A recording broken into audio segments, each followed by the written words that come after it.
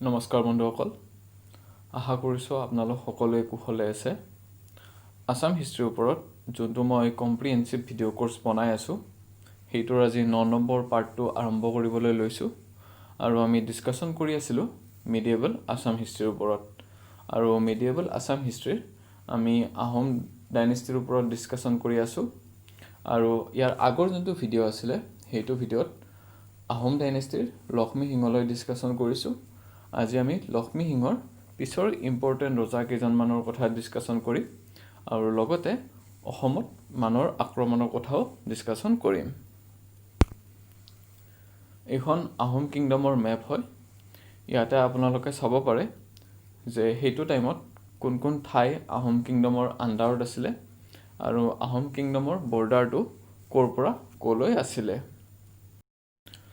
লক্ষ্মী সিংহৰ পিছত যোনজন ৰজাই আহোম কিংডমত ৰুল কৰিছিলে সেইজন আছিলে গৌৰীনাথ সিংহ।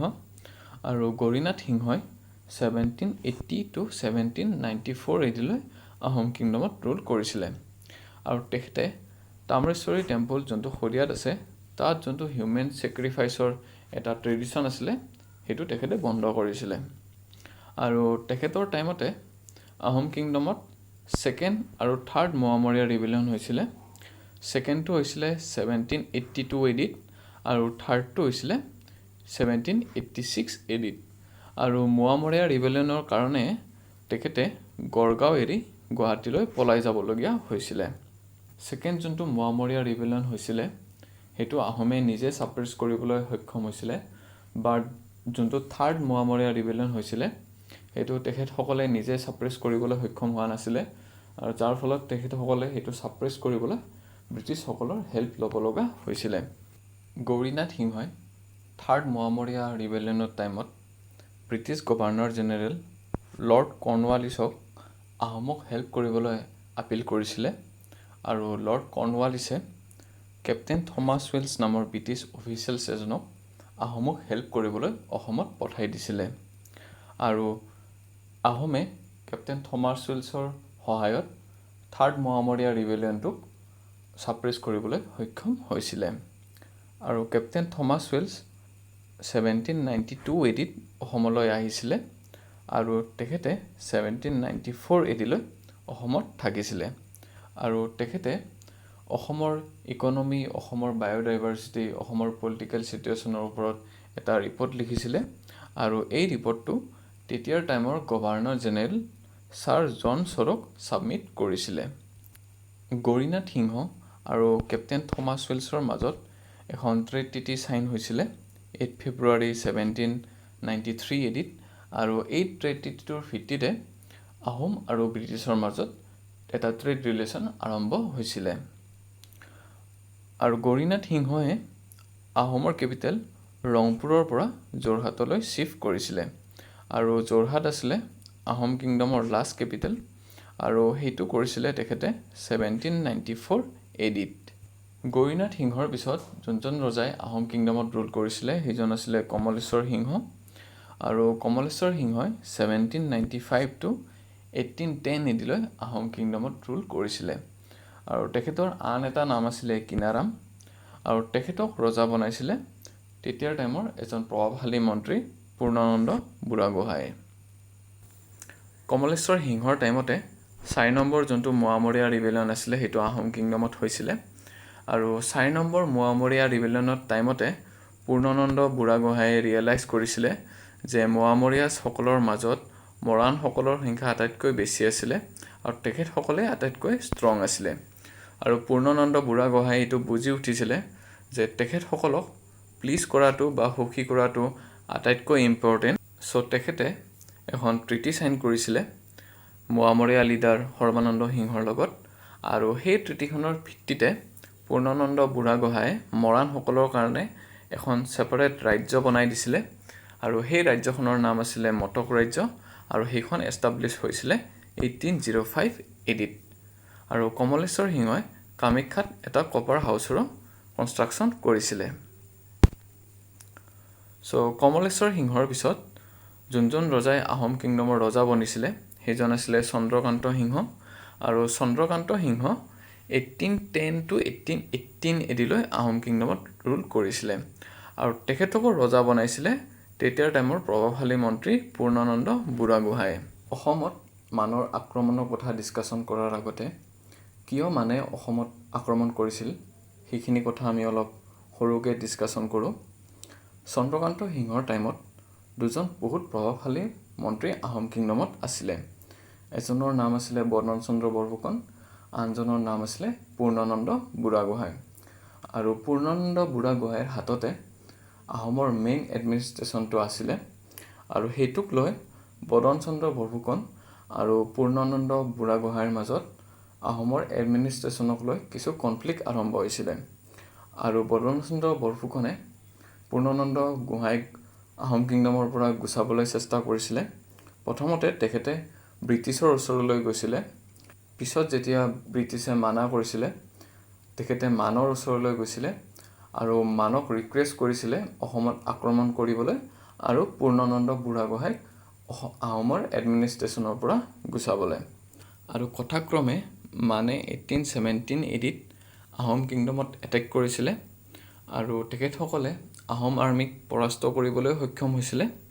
আৰু আহোম আৰ্মিক পৰাস্ত কৰাৰ পিছত মানে বদন চন্দ্ৰ বৰফুকনক আহোম কিংডমৰ বৰফুকন পাতিছিলে আৰু চন্দ্ৰকান্ত সিংহক আহোম কিংডমৰ ৰজা পাতিছিলে। আৰু চন্দ্ৰকান্ত সিংহ জাষ্ট খালি নামতহে ৰজা আছিলে, বাট যোনটো আহোম কিংডমৰ এডমিনিষ্ট্ৰেশ্যন আছিলে সেইটো বদন চন্দ্ৰ বৰফুকনৰ হাতত গুচি গৈছিলে।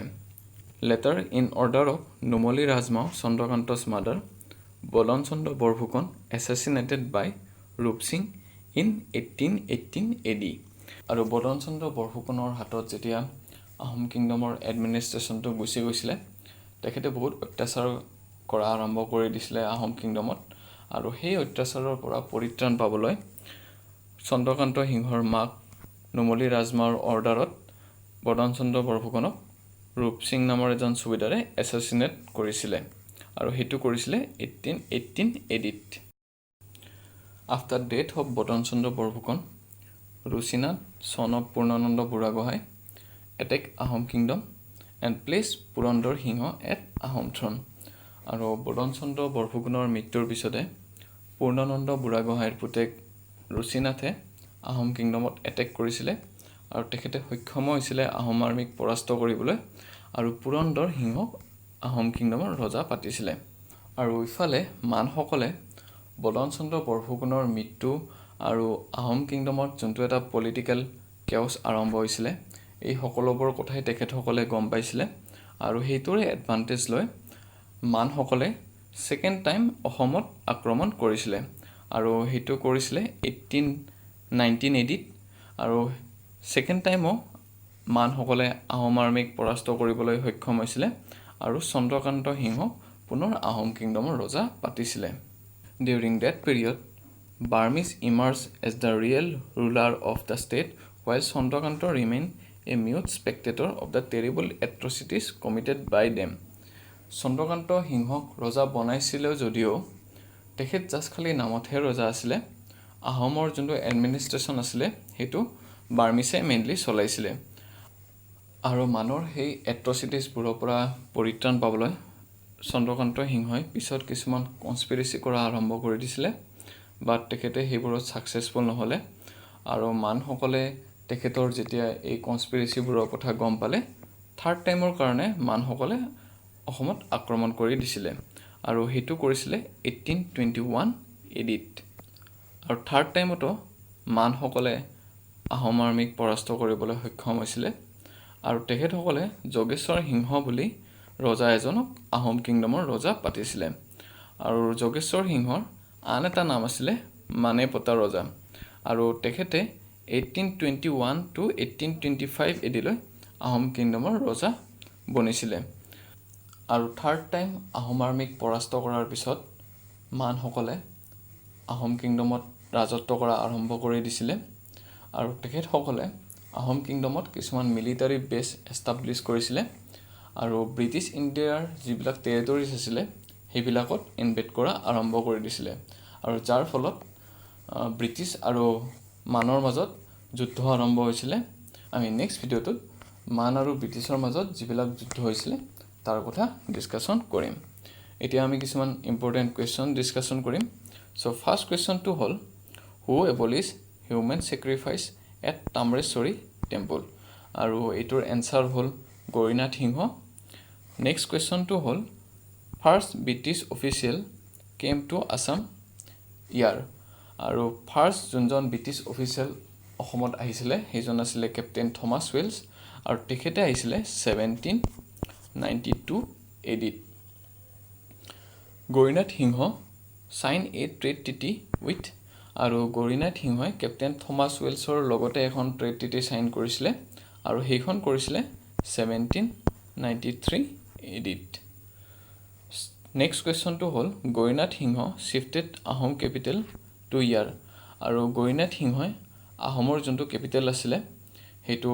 ৰংপুৰৰ পৰা যোৰহাটলৈ শ্বিফ্ট কৰিছিলে আৰু সেইটো কৰিছিলে 1794 এডিত নেক্সট কুৱেশ্যনটো হ'ল who was the leader of Bengmara section of Moamoria rebellion আৰু সেইটোৰ লিডাৰ আছিলে সৰ্বানন্দ সিংহ নেক্সট কুৱেশ্যনটো হ'ল Matak kingdom was establish in আৰু মটক কিংডম এষ্টাব্লিছ হৈছিলে 1805 এডিত নেক্সট কুৱেশ্যনটো হ'ল first Burmese invasion in Assam টুক প্লেচ ইন আৰু ফাৰ্ষ্ট যোনটো বাৰ্মিছ ইনভেজন অসমত হৈছিলে সেইটো হৈছিলে 1817 এডিত নেক্সট কুৱেশ্যনটো হ'ল who was the king of Ahom kingdom during the time of first Burmese invasion আৰু সেইটো টাইমত আহোমৰ ৰজা আছিলে চন্দ্ৰকান্ত সিংহ নেক্সট কুৱেশ্যনটো হ'ল হু এছাচিনেটেড বদন চন্দ্ৰ বৰফুকন আৰু ৰূপসিং নামৰ এজন সুবেদাৰে